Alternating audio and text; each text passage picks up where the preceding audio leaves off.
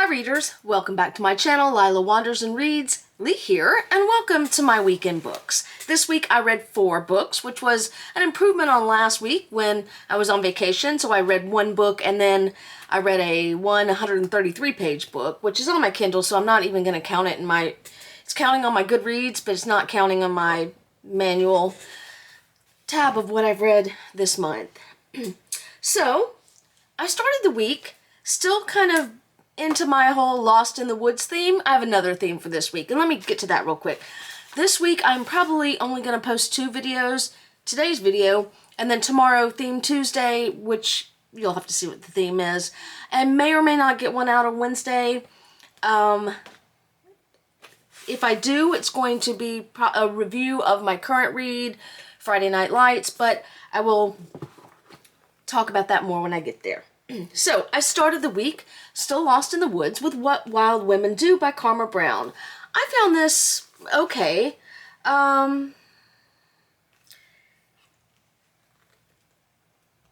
It's really about... Well, let me read to you what it's about. Put on my handy-dandy glasses. To get a break from a stalled career as a Hollywood screenwriter, Rowan retreats to an isolated cabin in the Adirondacks with her fiancé, Seth. There in the wilderness, Rowan finds herself drawn to a local mystery, that of the infamous socialite turned feminist crusader, Eddie Calloway, who vanished in the same woods 40 years earlier and was never heard from again. A handbook found in the abandoned ruins of Camp Calloway gives Rowan a glimpse into who Eddie was, until a fateful discovery begins to unravel what might have happened to her. As Rowan draws closer to the truth, she realizes that the past and the Adirondack woods may hold 2 keys, one that reveals what really happened to Eddie Calloway, and another that unlocks a future beyond her wildest imagination. I'm not sure it was beyond her wildest imagination, but okay, whatever. This was kind of a slow read. I did not hate it. I liked it.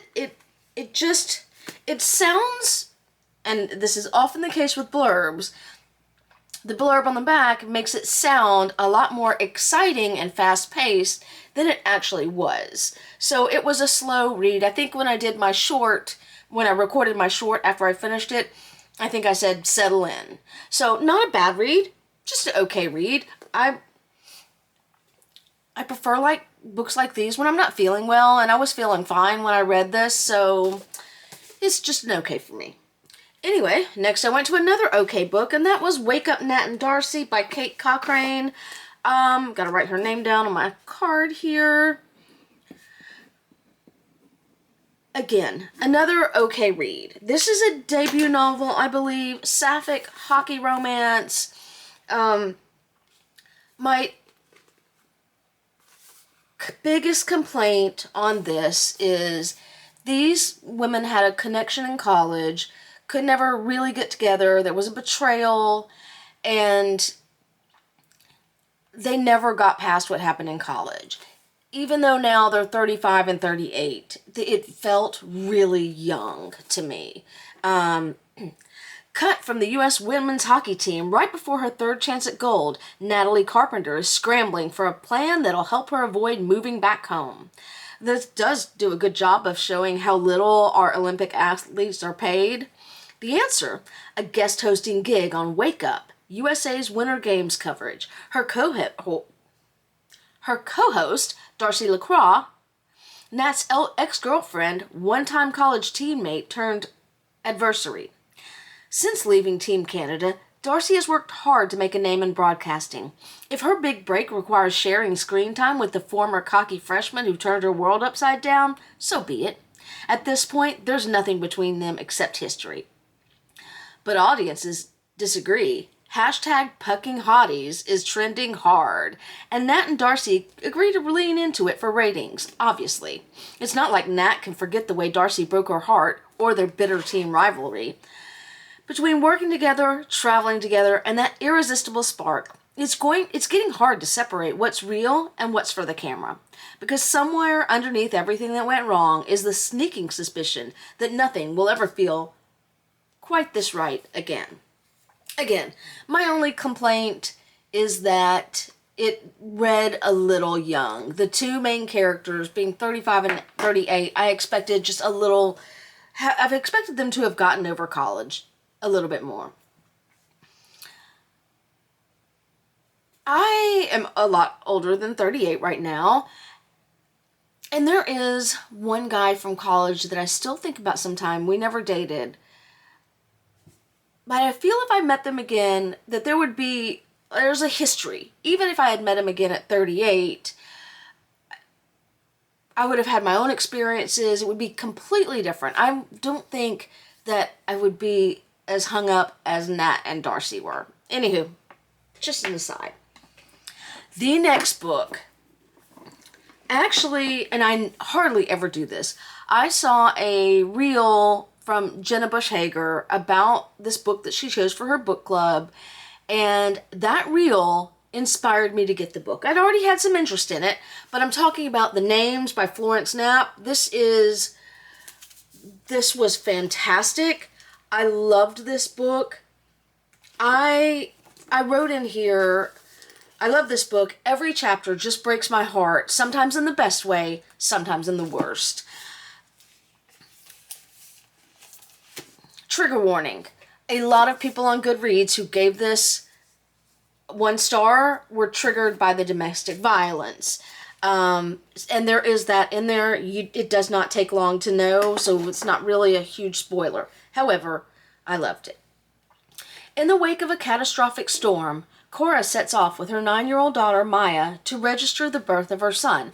I didn't realize you had to do that separately. Maybe it's different in London? Who knows? Her husband, Gordon, respected in the community but a controlling presence at home, intends for her to follow a long-standing family tradition and name the baby after him. But when faced with the decision, Cora hesitates. Spanning 35 years, what follows are 3 alternate endings in alternating versions of their lives, shaped by Cora's last-minute choice of name. Yada, yada, yada. Anyway, the rest just talks about what it is. But from there, it goes between Bear, Julian, and Gordon, who's the original name the husband wanted her to have. And it follows their stories, the story of Cora, her son, and her daughter Maya. Maya's always named the same. And really just a look at the difference a choice can make, a single choice. I found this book beautiful. It was moving. I teared up. I could read this again. It's very sad, poignant. Loved it. Loved it and highly recommend it. Next, I chose to read Wake Up Nat and Darcy because the other book that I wanted to read didn't get released until Tuesday. And I started Wake Up Nat and Darcy on Monday, and then it just went from there. The book I wanted to read that was not out on Monday was Dream On Ramona Riley by Ashley Herring Blake. Ashley Herring Blake is an auto-buy for me. I've read all her books that are listed here. The Delilah Green Doesn't Care, Astrid Parker Doesn't Fail, Iris Kelly Doesn't Date. Iris Kelly makes a cameo appearance in Dream On Ramona Riley. There's also one called Make the Season Bright. It was a Christmas book. I really liked that. Let me tell you what this is about. Once upon a time, Ramona Riley was a student at a prestigious art school with dreams of landing in Hollywood as a costume designer to the stars. But after her father's car accident, she quit school and returned to her small New Hampshire town, Clover Lake, to help take care of her younger sister, way younger sister. 12 years later, Ramona is working at the town's cafe, having all but given up on her dreams. But when a big-budget movie comes to Clover Lane to film, she wonders if this could be her chance. There's only one problem. Dylan Monroe, her first kiss, and Hollywood's favorite wild child, is the star. Sorry, that was my phone. With famous rock icons for parents, Dylan Monroe has always lived an unconventional life. but she wants to prove that she can stand on her own merits in Hollywood. So Dylan takes on a project at a charming lake town. She even works at the local cafe, very quaint and very briefly, shadowing a waitress there, very cute, whom she asks to take her around to do normal people things. Dylan soon realizes it's not just any small-town waitress she's getting to know. Ramona Riley is someone she's met before, someone who remembers her even more vividly. Before long, however, reality hits them, and both women must decide if the spark between them can fan the flames of their individual dreams, or if it will extinguish their light. Okay. At the start of this, probably the first 2 chapters and some change, I thought there was a lot of info dumping, and I thought I was not going to be pleased with this book. However, once the info dumping was out of the way, this turned out to be a pleasure to read. It is a bit spicy. That kind of took me by surprise. I had to skim some. And I will say, I love an improbable happy ending. There is something in here that happens between Dylan and her parents, specifically her mom, but also later her dad. And I wrote, I really like this. It's unrealistic, but I think it's the thing that we all want. That's all I'll tell you. So, yeah, I loved it. I ended up loving it, really liking it. I think I gave it 4 stars. And I like it. I recommend this if you like sapphic fiction, if you like romance. It's a great, fun little read. I love the little town, too. I can't wait because I know there's going to be another. This is billed as number 1 in the Clover Lake series, so I look forward to that. I'm only sad that this is out, and now I can't read the next one until later. All right, so that's what I read this week. I made 0 progress on Agent Zoe by Claire Mully. I think I'm going to have to revisit how I'm handling some of these books. I've said that a million times before, and then I pick up another one every time. That's just the cover. I think the actual book is in the living room, but I'm going to have to work on that. Just not right now. I am still listening to The Third Reich and Power by Richard J. Evans. I have taken a break from that over the weekend.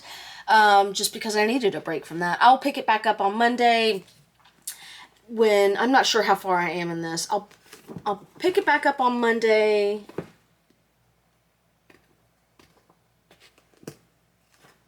Anyway, when it's time to drive back and forth to work again. I haven't done a lot of driving this weekend, just to the store yesterday and today. So I was listening to college sports on Sirius XM. Anyway, now my current read. If you've made it this far, you get a spoiler for what tomorrow's video is. My current read is Friday Night Lights by H.G. Buzz Bissinger, and this is closely related to my theme for tomorrow's video. This was a #1 New York Times bestseller and Sports Illustrated best football book of all time. I've not watched the TV series. I have not watched, but I'm going to, the movie, but I am probably, if I get a chance, if I finish this in time, and it's going to take me a little bit longer because I haven't even made the halfway mark, and anyway, let me tell you what it is about. Return once again. This is a revised edition with a new afterword. I say new, it's from like 2015 or something like that. Yeah. Return once again to the timeless account of the Permian Panthers of Odessa, the winningest high school football team in Texas history, which led to me to look up the winningest, I think, football coach of all time, and that is a guy, J.T. Curtis, down in South Louisiana. So, fun fact. Socially and racially divided, key point, Odessa isn't known to be a place big on dreams, but every Friday night from September to December, when the Panthers play football, dreams can come true.